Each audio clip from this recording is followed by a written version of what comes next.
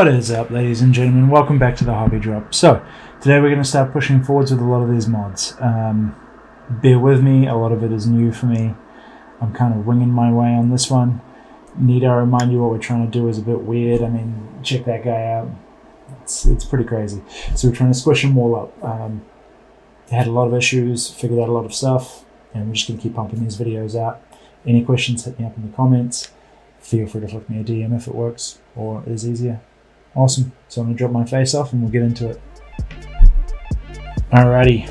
So, the first thing, and by far the hardest, was trying to figure out how I'm going to squish this bad boy up.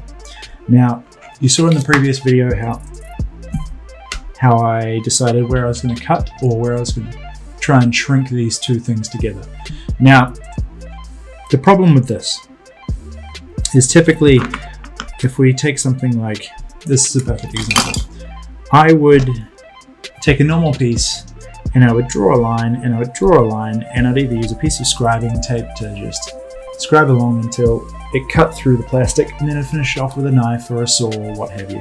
That's the quickest and cleanest way to get a cut in a piece, bar none. A piece of flat tape, a flat scribe line, nice and sharp. And then it makes sure there's consistency and that you're not removing too much material. I've explained that a lot in other videos. Now, the other flavor of that is if there's multiple pieces, right? If not as simple as a single flat piece that I can just put some tape on and do, or if it's a hard to figure out metric, maybe I'm doing an odd shape, right? Maybe I'm doing something like this, and I need to cut this bit out. So what I would do in that instance is I would make a piece of pla plate. I would take a piece of styrene or pla plate, I would put it on, I would shape and cut it, and that gives me effectively a fixed stencil that I can then just glue onto another piece and cut around. Right, so those are the two options. First, put the tape on, nice and easy, nice and clean. Secondly, make some kind of pla plate stencil or styrene stencil or whatever, plastic art, whatever you choose to call it. Now,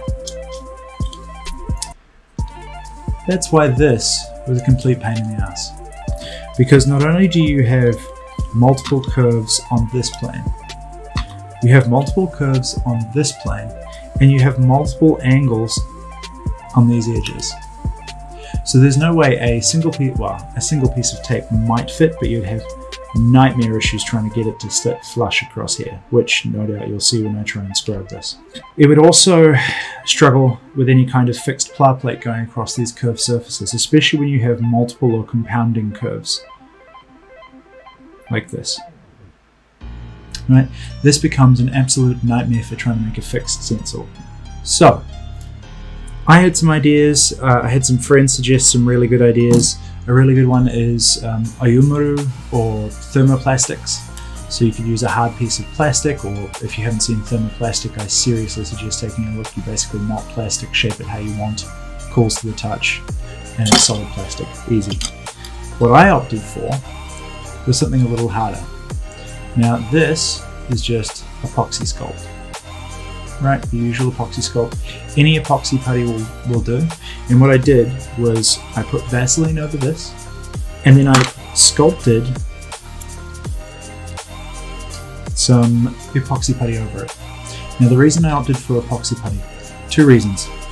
First of all, it's far easier to manipulate with clay shapers and workable tools, not to mention a blunt knife to then sharpen the edges. And the second one is, it sands better. Now you may notice that I can do this. Now what I did is, let me just zoom in on this bad boy for a second to show you what I mean. What I did was I extended the putty around so it fit the weird curvature of the edges. And what that does is it ensures that I can slide this on like a ring. It doesn't slide off, it sits on its own. And why it's important is this. Now it fits and sits the exact same spot on every single binder that I need to work on.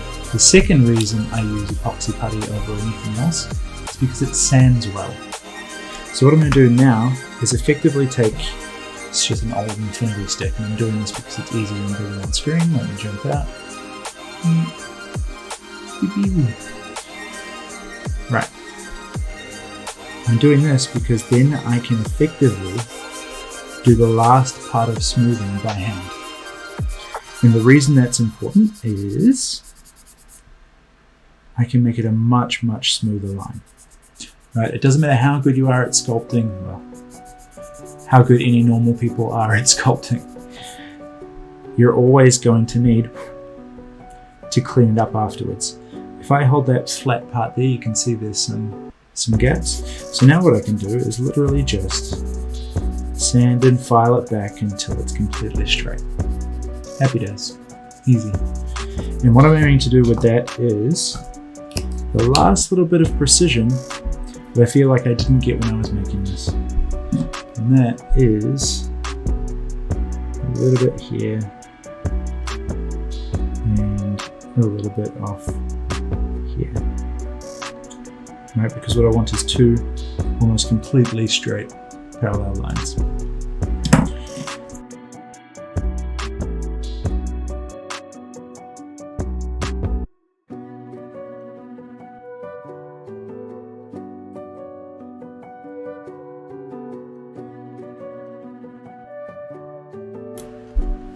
Alright, so zinc like a glove. Alright, so what we'll do now is we'll take a scribing tool, ideally a size 0, which if you don't have is essentially a sharp needle. If you don't have one of those, make one, just a sewing needle and a mechanical pencil. And the reason we take the size 0 is because it's going to scratch into the surface and give us those guides. Have a lot of scribing tools. I use this way, I love this way. I have a lot of old MadWorks tools because they are not amazing. That's a contentious opinion, I know that. It's still sharp enough to cut through eventually and give me a clean enough line, so I just use these for cutting tools now. Personal preference, do whatever you want.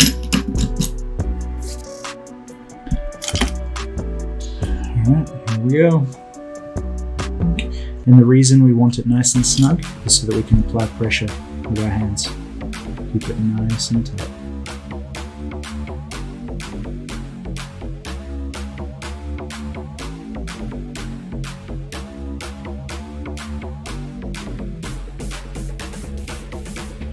Now if you zoom in, nice, clear, straight lines. Boom. So now we can either put this back on and go back in with a 0125 until it gets deep enough to basically guide through and cut on its own, or you can mark it again with the needle and then just hit it straight with a saw or a knife, whatever you prefer. You can even put more tape down and keep scribing independently if that's what you prefer. Either way, you're going to have some fun and clean up, but it's the most cleanest way I found to make a stencil, and it's hard. Right, less likely to break. You can see the curvature inside matches perfectly, and it lines up exactly the same every time. I'm going to call it the ring method because I've never had to do it over something before. Normally I make it from a static piece like this, or I make a piece that comes over the top, but it's a good way to look at it. It's a ring method, it's like a wedding ring. Done. Love it.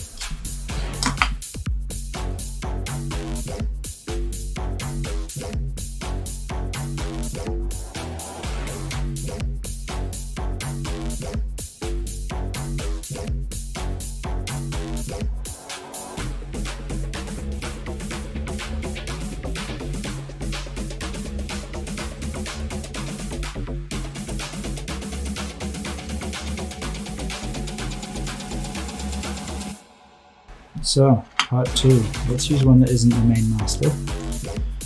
And now we've done that size 0, this should sit nicely in the gap.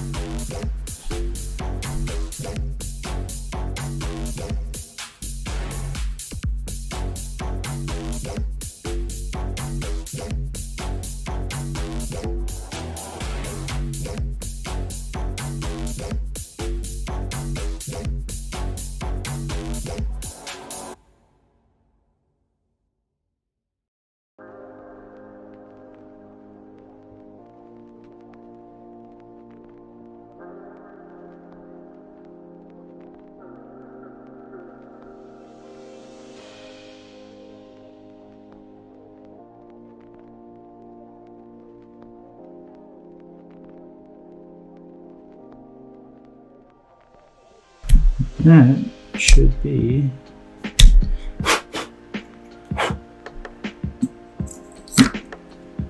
about that. So we can stash this somewhere safe. And now we'll come back and we'll hit it with microsaw. Easy.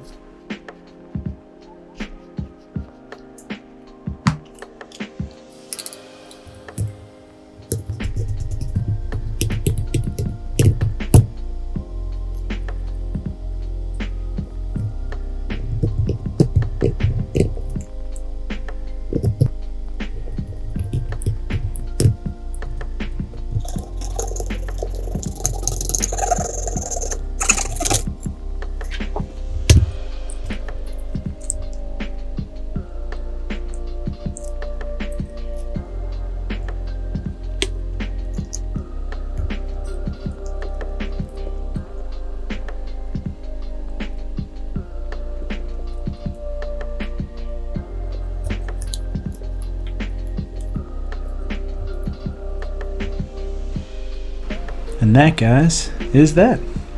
So stay tuned and I'll explain how I do the rest. Thanks for watching. Catch you next time.